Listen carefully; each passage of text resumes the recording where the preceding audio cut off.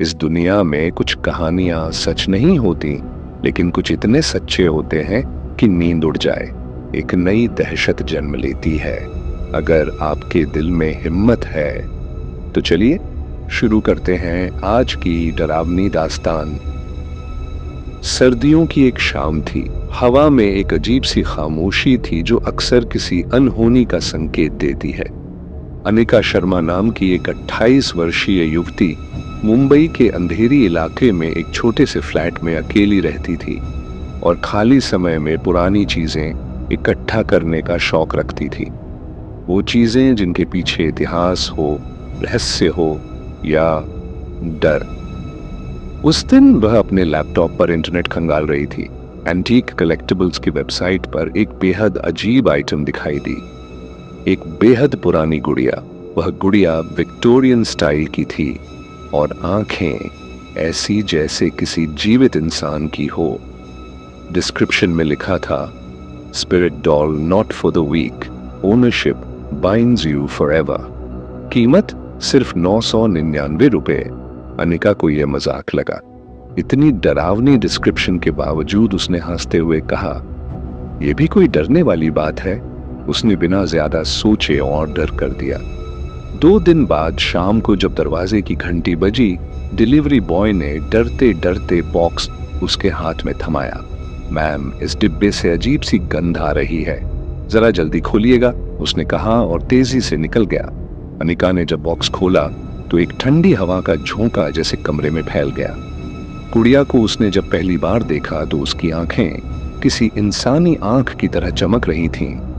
उसने महसूस किया कि कमरे का तापमान हल्का सा गिर गया है। गुड़िया का नाम डिब्बे में लिखा था, एमिली। पहली रात को कुछ खास नहीं हुआ, लेकिन अगली सुबह अनिका को अजीब बात महसूस हुई। गुड़िया को उसने शेल्फ पर रखा था, लेकिन अब वो उसके तकिए के पास बैठी थी। शायद रात को गिर गई होगी, उसने सोचा। लेकिन रात में जब वह सोने गई तो उसे हल्की हल्की बच्चों की हंसी सुनाई दी। पहले तो उसने सोचा कि पड़ोस में कोई बच्चा खेल रहा है, लेकिन रात के 2 बजे उसे लगा शायद वह ज्यादा सोच रही है। अगली रात अनिका देर तक अपने लैपटॉप पर काम कर रही थी। टेबल के ठीक सामने वही शेल्फ थी जिस पर वह गुड़िया रखती थी। जब भी वह निगाहें उठाकर देखती, उसे लगता जैसे एमिली की आंखें उसकी हर हरकत को देख रही हैं। एक बार उसने गुड़िया की तरफ देखा तो उसे ऐसा महसूस हुआ कि गुड़िया की आंखें हल्की सी झपकी हैं। उसने कैमरा निकाला और उसकी एक तस्वीर खींची। तस्वीर में एमिली की आंखें एकदम लाल थीं, हालांकि असल में वो नीली थीं, शायद फ्लैश की वजह से। अनिका ने खुद को समझाया। रात ढलते ढलते कुछ अजीब हुआ। जब वह बाथरूम से बाहर आई, उसने देखा कि शेल्फ अब खाली थी, एमिली गायब थी। और तभी पीछे से किसी ने धीरे से फुसफुसाया, तुमने मुझे क्यों बुलाया? अनिका का खून जम गया। उसने पलटकर देखा, कोई नहीं था, मगर अब एमिली उसके तकिए पर बैठी थी। उसकी आंखें चमक रही थीं और होठों पर एक अजीब सी मुस्कान थी। अनिका का कुत्ता टोबी, जो अब तक एमिली को लेकर चुप था, अचानक बुरी तरह भौंकने लगा। वह गुड़िया को देखकर दुम दबाकर कोने में छुप गया और कांपने लगा।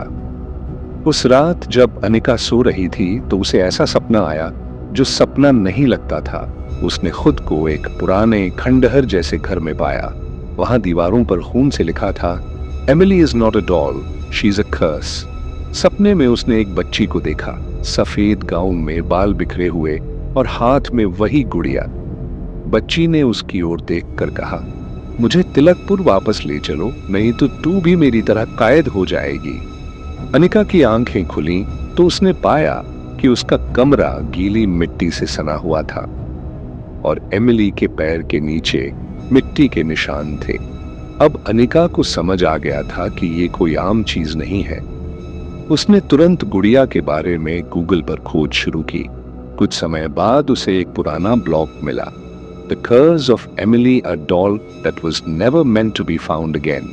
इस ब्लॉग के अनुसार 1932 में तिलकपुर नामक गांव में एक लड़की की हत्या हुई थी। उसका नाम था एमिली डिसूजा, एक एंग्लो इंडियन बच्ची जिसे गांव वालों ने काले जादू की संदेह में मार दिया था। माना जाता है कि उसकी आत्मा उसकी पसंदीदा गुड़िया में समा गई थी और उस दिन के बाद जिसने भी उस गुड़िया को पाया या खरीदा वह रहस्यमयी मौत मरा। एमिली की कहानी जानने के बाद अनिका के भीतर डर का बीज पूरी तरह से जम चुका था। उसने गुड़िया को एक लोहे के डिब्बे में बंद कर के बालकनी में रख दिया, पर अगली सुबह जैसे ही वह उठी वह डिब्बा वापस शेल्फ पर था, बिल्कुल वैसा ही जैसे कुछ हुआ ही नहीं हो। अनिका ने टोबी को गोद में उठाया और रोती हुई फुसफुसाई, ये सब मेरे साथ क्यों हो रहा है? जैसे ही उसने ये कहा, एमिली की आवाज कमरे में गूंज उठी, क्योंकि तुमने मुझे बुलाया है और अब मैं तुम्हारी हूं। अगले ही पल टोबी जोर से चीखा और उसके हाथ से फिसलकर जमीन पर गिर पड़ा। उसके शरीर में हरकत नहीं थी। अनिका ने जब उसे उठाया, उसकी गर्दन टूटी हुई थी और दीवार पर खून से लिखा था, पहली कुर्बानी पूरी हुई। अब अनिका पूरी तरह टूट चुकी थी। उसने सोशल मीडिया पर एक पुराने मित्र ईशान वर्मा से संपर्क किया, जो कि एक पैरानॉर्मल एक्सपर्ट था। ईशान तुरंत मुंबई आया। उसने आते ही कमरे का तापमान नापा, जो सामान्य से 12 डिग्री कम था। फिर उसने एक स्पिरिट बॉक्स निकाली और गुड़िया के पास बैठकर प्रश्न पूछे। ईशान, क्या तुम यहां हो एमिली? स्पिरिट बॉक्स से जवाब आया, हाँ। ईशान, क्या तुम अनिका को नुकसान पहुंचाना चाहती हो? वो मेरी है। ईशान ने उसकी ओर देखा और कहा, यह आत्मा अब सिर्फ गुड़िया में नहीं है, ये धीरे धीरे अनिका के शरीर पर अधिकार करने की कोशिश कर रही है। ईशान ने उस रात शुद्धिकरण की प्रक्रिया शुरू की। उसने तांत्रिक मंत्रों के साथ हवन किया और एमिली को एक लकड़ी के घेरे में बांध दिया। लेकिन जैसे ही मंत्र तेज हुए, गुड़िया ने हिलना शुरू कर दिया। कमरे की सारी लाइट्स चली गईं। अचानक एक झोर की चीख गूंजी और एमिली हवा में उठ गई। दीवारें खुद ब खुद खून से भर गईं और तभी एमिली ने एक महिला का रूप ले लिया, उस बच्ची की मां का जो 1932 में तिलकपुर में मारी गई थी। वो रूप बोला, तुम मुझे मेरे बच्चे से दूर नहीं कर सकते, वो अब मेरी है। हवन अग्नि अपने आप बुझ गई और ईशान जमीन पर गिर पड़ा। ईशान बेहोश पड़ा था। चारों ओर धुआं था और एमिली अब किसी गुड़िया में नहीं बल्कि एक जीवंत रूप में कमरे के बीच खड़ी थी। अनिका दीवार से सट कर कांप रही थी। उसकी आंखें रोने से लाल थीं, मगर अब डर के साथ क्रोध भी था। एमिली की आत्मा उसकी ओर बढ़ी और बोली, अब तू मेरी जगह लेगी, मैं आजाद रहूंगी और तू इस शरीर में कैद रहेगी हमेशा के लिए। अनिका ने कांपते हुए हाथों से वो डायरी निकाली जो उसने एमिली के बारे में ऑनलाइन खोजते हुए पाई थी।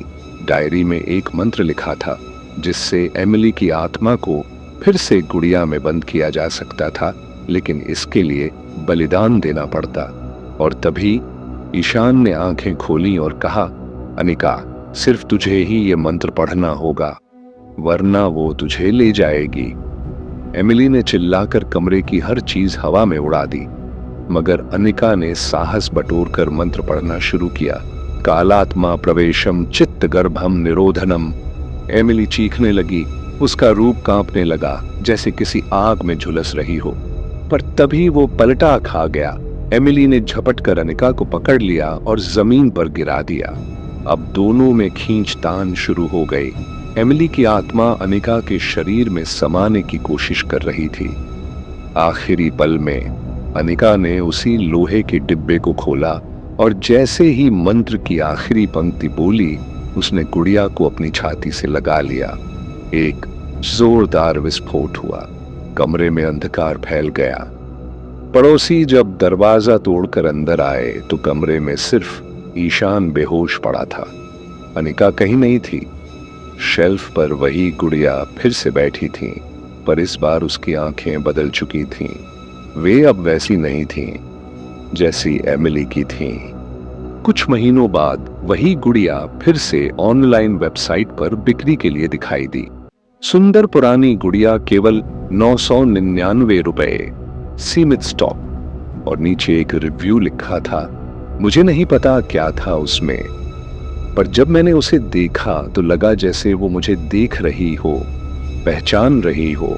कहानी यहीं खत्म नहीं हुई। एमिली अब आजाद है, शायद अनिका के जरिए, या शायद अनिका अब एमिली बन चुकी है। तो कैसी लगी आपको ये शापित कहानी? अगर अभी भी आपके कमरे की खामोशी आपको घूर रही है तो समझ लीजिए एमिली अब भी यहीं कहीं है। ऐसी और भी डरावनी कहानियों के लिए चैनल को सब्सक्राइब करें, बेल आइकन दबाएं और वीडियो को लाइक और शेयर करना मत भूलिएगा।